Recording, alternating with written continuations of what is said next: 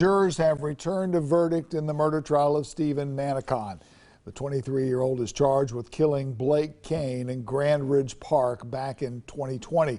News 13's Chloe Sparks has been following this trial from the start. She joins us live in Jackson County Courthouse.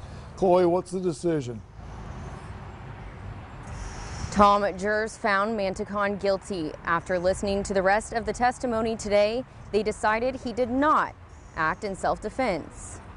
One witness says he saw victim Blake Cain surrender his gun before getting shot to death at Porter Park on August 8, 2020. But the defendant, Stephen Mantecon, says he was acting in self-defense that night. He was standing in front of his vehicle, and when he had asked me if I'm going to shoot, and I said no, and I asked him why, he said, because then I'm going to shoot, and then he pulled the gun out, and he held it up, and then he started bringing it down.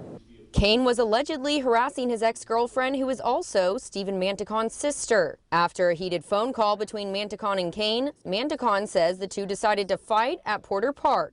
Well, I'd shown up there to fight. Okay. But then I saw the vehicles there, and I figured him and his buddies were going to try and jump me. So Mantecon left, but his sister Amelia called him later and said Cain wanted Mantecon to come back. She insisted it would just be the two of them fighting. The second time, where do you park? I park in the same location. And how far from the fence are you?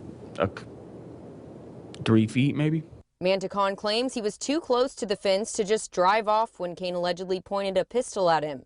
Instead, Mantecon says he grabbed his AR-15 rifle from the back of his truck and started shooting at Cain in self-defense. He shot him 3 times and he killed him.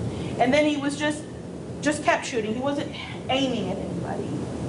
It's just, I guess we can just chalk it up to a coincidence that he hit somebody every time he pulled, or hit something or someone every time he pulled the trigger. 14 bullet casings were discovered at the park that night, 3 in Cain's body and the rest mostly in windshields of the vehicles parked nearby.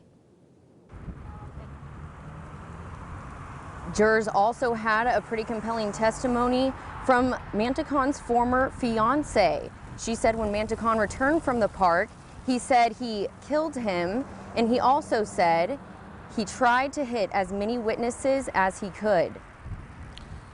Chloe, I understand some of the victim's family and friends were in the courtroom. What was their reaction tonight? I spoke with a few of the victim's family and also some of the witnesses' family.